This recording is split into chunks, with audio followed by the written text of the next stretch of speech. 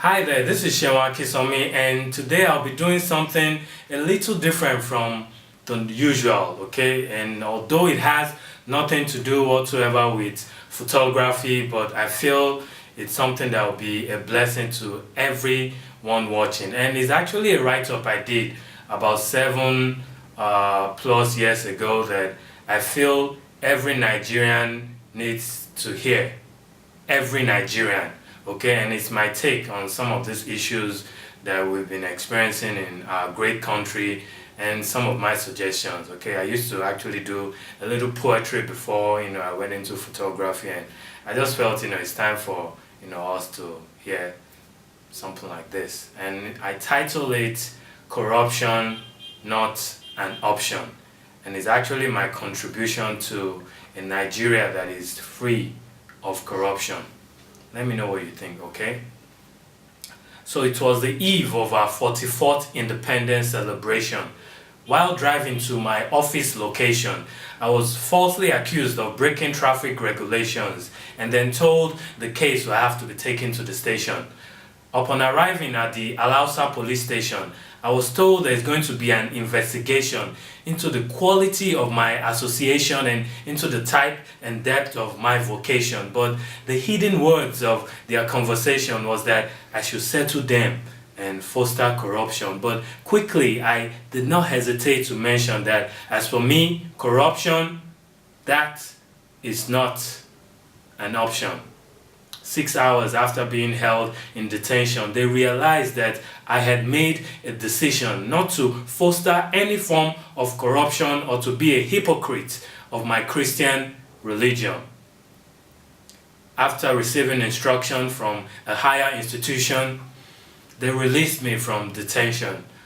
But with drops of tears and cries of frustration, I prayed to God to have mercy on this nation. Deliver us from this disease called corruption, for it has eaten into the depths of Nigeria's foundation.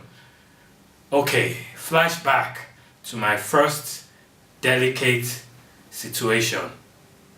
While crossing the express at Ojota Junction, a Kai official brought to my attention that I had broken a law in the constitution and I'll have to pay 5,000 Kai for this violation. But then he asked me a very funny question. Oga, wetin we go do about this situation? After recovering from a temporary state of confusion, I realized that he was asking me for a contribution. So looking left and right, I weighed my options, and with 50 naira, I fostered corruption. But in my heart, there was a strong conviction that my decision was really not the best option, because if I really want to impact this nation, then corruption cannot even be an option.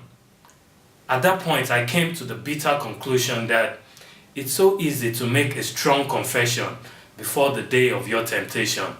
So falling on my knees, I prayed, God, forgive my transgression, and with your help, I want to fight corruption, and if it takes sleeping 1 month at the police station or being delayed on my wedding celebration, then use me, Lord, to impact this nation and to be a fighting force against corruption.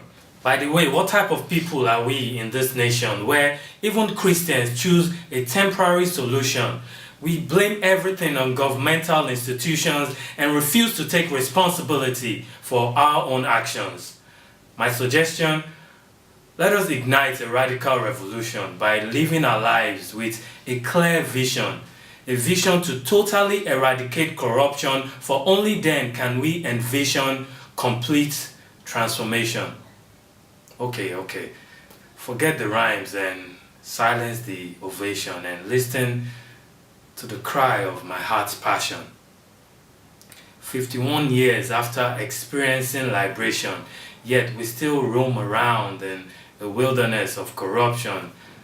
However, if we really want to move forward in this nation and leave a solid legacy for the next generation, then we should know that righteousness exalts any nation and that corruption cannot even be an option.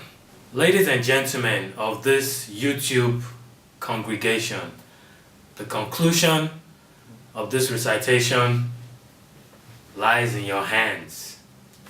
Nevertheless, as for me and my family, this is my role model resolution, that as long as God supports my position, then corruption will not be an option.